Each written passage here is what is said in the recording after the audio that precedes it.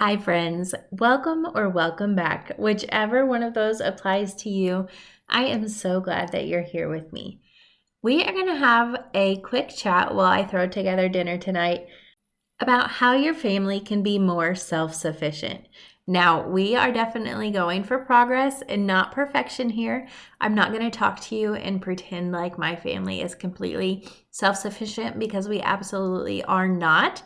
But I do have a lot of tips and tricks that my family uses that I feel like would be really helpful to all of you for most of them, but specifically those of you who are on a homesteading journey like myself.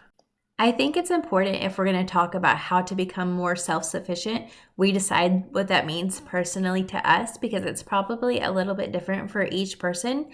But for me and my family, it means that we be producers instead of consumers in as many areas of our life as possible.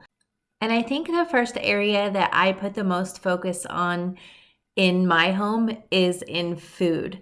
Learning how to make your meals from scratch is such a huge game changer when it comes to self-sufficiency and not needing to go to the store or go to get fast food every single time that it's time to eat.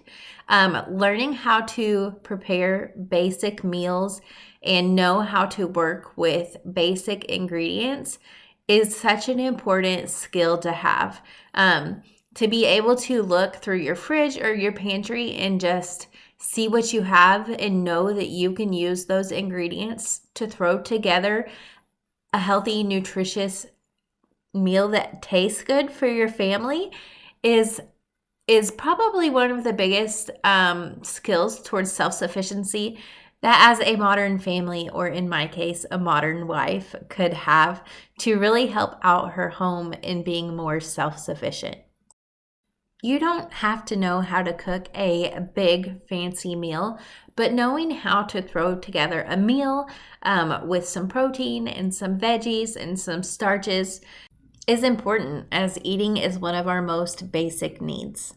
And it's one that with a little bit of practice, you could be completely self-sufficient towards in your own home and not require any pre-made foods from a grocery store or anything fast food.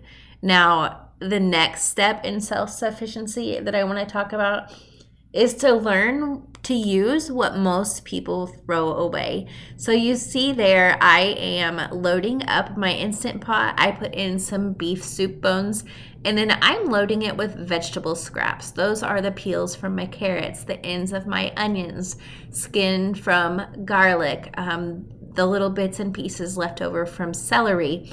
Anything that I have left over from vegetables that I didn't use in my meal, I put in a bag in my freezer and I save it for a day when I am ready to make broth. And yes, I am putting these in an Instant Pot. Although I want my life to be as self-sufficient as possible, I also need it to be easy, and having modern conveniences like an Instant Pot or a crock pot or a smoker or a dehydrator, those types of things help me to lead a more self-sufficient life. And so I'm absolutely going to take advantage of those things. Making bone broth is just one example of a way to use up your scraps and not throw things away that you could be using. But you could also think about this in terms of compost for your garden, or strawberry top syrup, or apple scrap jelly, or using the pits of your peaches to make almond extract. There are so many different ways to think about this skill of just saving and not throwing away things that could be used. Next up is learning how to make and keep sourdough alive and to use it and use it well. Sourdough has kind of become a little bit of a fad right now, or a viral trend, and a lot of people make it seem much more difficult than it actually is. But keeping a sourdough starter alive and using that sourdough starter to create your family's bread products, whether that be actual loaves of bread or tortillas or English muffins like I just mixed up here. You can do bagels. The options are endless. What you can do with sourdough, you can do savory options, you can do sweet options. But by just mixing together flour and water and salt and using that mixture to capture the wild yeast in the air is such an awesome skill to have to be able to feed your family delicious and still nutritious, gut healthy food.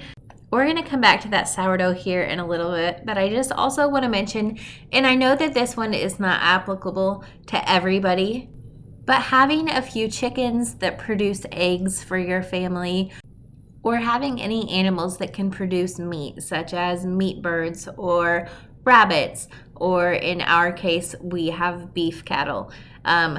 Having things that you raise and take care of that can eventually feed your family is such an awesome thing to have, and really leads to self-sufficiency by the fact that you don't have to purchase those things from the store. You can get your proteins and your fats from your home, from the animals that you raise. And again, we are back on the topic of food, but I feel like it's a big one. So the next tip that I want to share with you is to keep a well-stocked pantry. Now, this does not mean that you have to have a pantry that is just brimming full of food, but have a pantry that has ingredients that you can use to make a versatile amount of recipes. If your pantry is filled with oats and flours and beans and those types of food, you can use those to make so many different meals. And another tip that may be more specific to those of us who are on a homesteading journey is to learn how to preserve food. There are many different methods of preservation that you can use to put your foods up. You can use vinegar and pickle your fruits and vegetables. You can use a pressure canner and be able to put up low acid foods and meats. Or you can use a water bath canner and just can high acid fruits and vegetables. Either way, having food on your shelf that you preserved is a really great step towards self-sufficiency and not having to use a grocery store. Which brings me right on to my next step, which is to grow a garden. If you are able to grow your own food and then preserve that food and not have to purchase it in the first place, you're just taking another huge leap towards self-sufficiency. It is February. I'm in Southwest Missouri, Zone 7A. So I only have a little bit started so far. And today I'm going to go ahead and start my sweet peppers.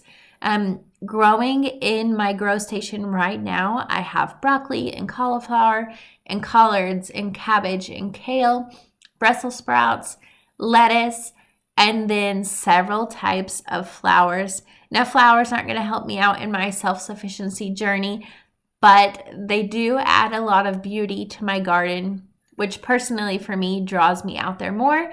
And as Jess from Roots and Refuge says, the best medicine for the garden is the gardener. So the more often that you are out there, the better you're going to care for your garden and the more prolific it's going to be, which means you're going to have more food for your family, leading to an even higher self-sufficiency model for yourselves. Now, I personally think that every single person should have a garden, whether you're on a homesteading journey or not, whether you live in the country and have several acres, or whether you live in an apartment with just a small patio. If you have even the smallest area with some good sunlight, I absolutely think it's beneficial for you to get your hands in the dirt and grow something. If you are a new gardener and you just want to lightly get your feet wet, I really recommend growing some herbs. They don't take up a ton of room and they're very easy to grow and they're really expensive at the grocery store, so that is an excellent place to start. My very last tip to leave with you is to include your children or your grandchildren on this self-sufficiency journey for your family. Not only is it a valuable lesson for them to learn and to be able to grow up with and to pass on to their children one day, but it's also a huge help to you and to your family if you have children who can be self-sufficient on their own, who can help you with chores, who can help in the garden, who can help with meal prep. Personally, I have raised my kids around this lifestyle, and so they honestly are a huge help to me, and I wouldn't be able to do a lot of the things that I am able to do without them. Like I told you in the beginning, our family definitely is going for progress and not perfection in this self-sufficiency journey. We definitely are not perfect, and we do still use the grocery store, and we use Amazon, and we occasionally eat out. We are not completely self-sufficient by any means. And that's not what I am teaching you to do. But like I said, I do think it's important to produce more than we consume. And I feel like as a family, we do that pretty well.